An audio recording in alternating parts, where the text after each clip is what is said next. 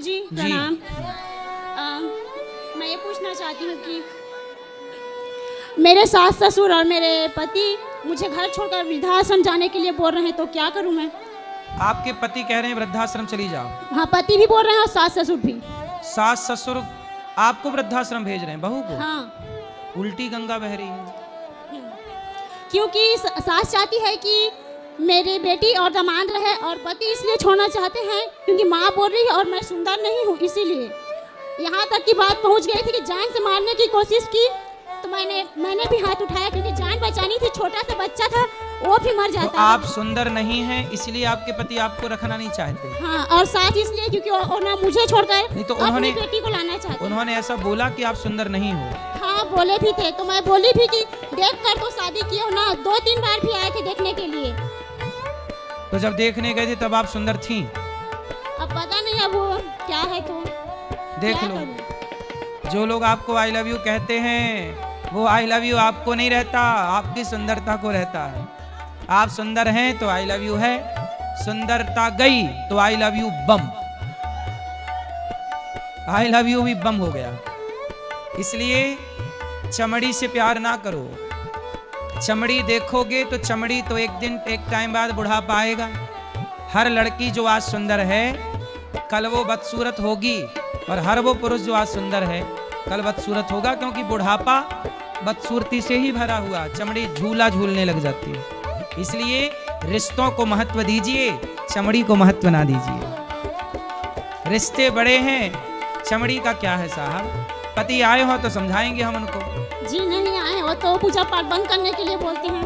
तो आपके पति को भूख है चमड़ी की, आप उसे समझाया ही जा सकता है। वो अपने माँ के कहने पर कहते हैं, ऐसा नहीं करते। उनकी माँ बोल रही है इसीलिए वैसे कर रहे हैं। तो माँ की सेवा करना सही है, पर पत्नी को रखना, पत्नी की जिम्मेदारी पूरी करना, यह भी पति का परम धर्म है। पति लाना कभी हम समझाएंगे, ये गलत बात है कि अपनी पत्नी को शादी के बाद जब सुंदर थी, जवानी थी तो उसका उपभोग किया, और जब थोड़ा जवानी ढल गई तो बोल दी अब तुम सुंदर नहीं हो। ऐसा थोड़ी होता है। सदा के लिए संबंध होते हैं, कोई एक दिन के लिए नहीं होते। इसलिए कहता हूं, जिन रिश्तों को चुनिएगा एक बार शादी के पहले बिना मेकअप के भी मिल लीजिएगा दोनों जन, और बता दीजिएगा कि हम सदा ऐसे नहीं रहेंगे। सदा ये सुंदरता सदा ना रहा है, सदा ना रहेगा, जमाना किसी का। मैं उनको बोली थी कि मैं जा रही हूँ मतलब वृंदावन धाम, तो वो बोले कि जाओ भगवान से अपने दिमाग की इलाज कराना फिर आना, ऐसे बोले। तो आपका दिमाग ठीक नहीं है? पता नहीं। तो आप भी तो कुछ बोलती होंगी? नहीं बोलती थी, लेकिन अब जब बच्चे बड़े हो गए हम उनके सामने हाथ उठाते हैं तो अब बोलती हूँ। क्या बोलती हो आप? कि नहीं ऐसे हम हाथ मत उठाया करो। तो अब आपके बच्चे कितने बड़े बड़े हो गए? अभी छोटा सा है, एक तो 6 साल की है बेटी, उसको रख लिए हैं, और मुझे तो मायके भेज दिए हैं, और बच्चा जो है वो छोटा है, अभी 1 साल का हुआ है। तो आप जाओ, पति के साथ रहो, अगली बार पति को लेके आना, हम बात करेंगे। जी प्रणाम गुरुजी, राधे राधे जी। मेरा नाम आंचल है और मैं मुंबई से आई हूँ सिर्फ आपके दर्शन के लिए। प्रश्न नहीं है, बस मुझे आपका आशीर्वाद चाहिए, मैं आपसे मिलना चाहती थी। खुश रहिए। गुरुजी राधे राधे। हाँ जी। गुरुजी मेरा प्रश्न ये है कि मेरे घर में ना नॉनवेज खाते हैं। कौन?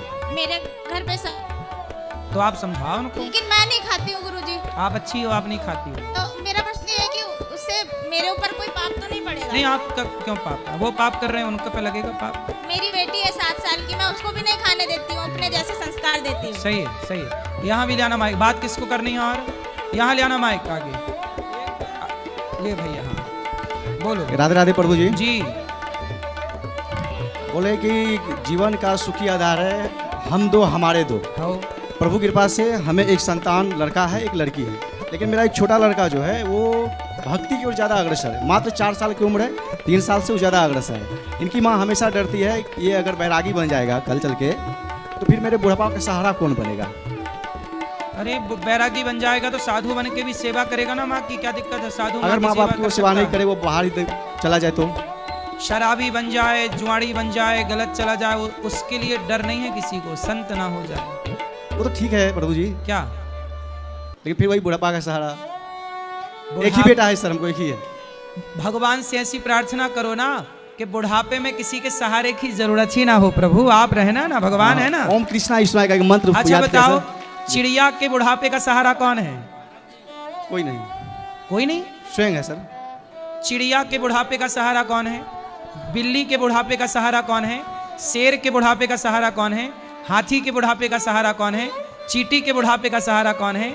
इस धरती पे 84 लाख योनियां हैं और सबके बुढ़ापे का सहारा भगवान है। और चिंता केवल आदमियों को है, चिंता में केवल इंसान परेशान है। ये बुढ़ापे का, अरे बुढ़ापे का सहारा हमारे भगवान श्रीमन नारायण, वो हमारे आज भी सहारा। अरे परमात्मा ने प्रत्यक्ष नसाया गोविंदाय नमो नमः खुश रहो। राधे राधे। चलो यहाँ ले आना माइक बेटा, खुश रहो, यहाँ बात करो।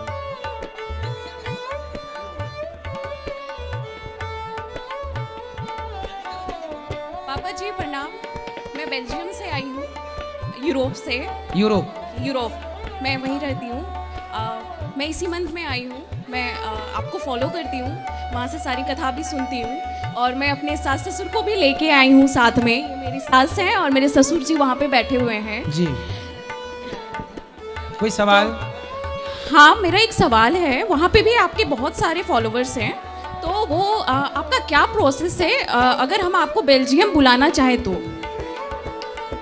ठीक है, आ जाएंगे। तो उसका क्या प्रोसेस? आप ऊपर चल के भी कार्यालय में बात कर लीजिएगा। अच्छा, मिल लेंगे, आ जाएंगे। तो वहाँ पे सब लोग सुनते हैं कथा?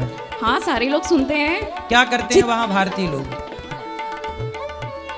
जी गुरु जी, अधिकतम क्या करते हैं वहाँ पे? सारे लोग मैक्सिमम जितने भी हैं वो आईटी सेक्टर में हैं। तो सॉफ्टवेयर इंजीनियर हैं सारे आईटी में। मेरे हस्बैंड भी सॉफ्टवेयर इंजीनियर हैं। पूरी दुनिया में आईटी सेक्टर में जहाँ जहाँ लोग हैं, पूरी दुनिया में 80% भारतीय लोग ही हैं पूरी दुनिया में। ये बात तो सच है। बहुत मतलब बहुत ज़्यादा मात्रा में वहाँ पे आईटी सेक्टर वाले लोग हैं और एक छोटा मोटा इंडियन सोसाइटी भी है जहाँ पे हम लोग रहते हैं। तो आप लोग अभी ऊपर मिलिएगा, फिर बता देंगे कैसे कैसे प्रोसेस से आने का। आ जाएंगे। ठीक है गुरुजी, प्रणाम। ठीक है। गुरुजी, राहुल बात करें, राहुल जी से आप बात करें। गुरुजी एक सवाल मेरी सासू माँ का है, तो जी, आप जी, इस पर जी। बात करिए। प्रणाम गुरुजी। इनसे बात हम कीजिए, लोग राहुल। आपका 7 साल से ही आप लोग को बहुत लोग करते हैं जी। इनकी हम लोग सास ससुर हैं। हमारे हस्बैंड बहुत मन लगा के और बहुत उनका अरमान था कि मैं एक बार आपके यहाँ आए, लेकिन बहू बेटा ने हम लोगों को बोला, हम लोगों ने आपके पास आए और कृपया आप विदेश जाने का कीजिए। जरूर, हम लोग जरूर। भी चले जाएंगे जरूर। और आपका वहाँ बहुत सारा स्वागत होगा। जरूर मेरा आएंगे। बेटा और बहू दोनों जॉब करती है। जरूर जरूर। राधे राधे। राधे राधे। ये राहुल जी से बात कर लीजिए। राधे राधे गुरुजी। जी। गुरुजी मैं आगरा का रहने वाला हूँ और अभी मुंबई से आया हूँ आपसे मिलने के लिए। आपको टीवी पे तो हम हमेशा देखते थे, आज पहली बार साक्षात आपको देख लिया है। मेरी पत्नी भी आई है, आपको बहुत देखती है टीवी पे। कुछ कोई सवाल है? सवाल है, छोटा सा सवाल है। बोलो। गुरुजी, आदमी को, गुरुजी इंसान को गीता के हिसाब से अच्छे कर्मों का बुरे कर्मों का फल भोगने के लिए दोबारा जन्म लेना पड़ता है। हाँ। अच्छे कर्म करो तो भी लेना पड़ेगा, बुरे करो तो भी लेना पड़ेगा। बिल्कुल। तो ऐसा क्या उपाय है कि जन्म नहीं लेना पड़े, इसी जन्म में अपना उद्धार हो जाए? मोक्ष, इसलिए आत्मसमर्पण, जो भगवान में समर्पण कर देता है उसका मोक्ष हो जाता है, वो जन्म मृत्यु से बच जाता है। क्या विधि है गुरुजी उसकी? कथाएं सुनिए, उसमें सब बताते हैं। ओके, धन्यवाद गुरुजी। जी जी। आशीर्वाद दे दो गुरुजी। जी, आशीर्वाद।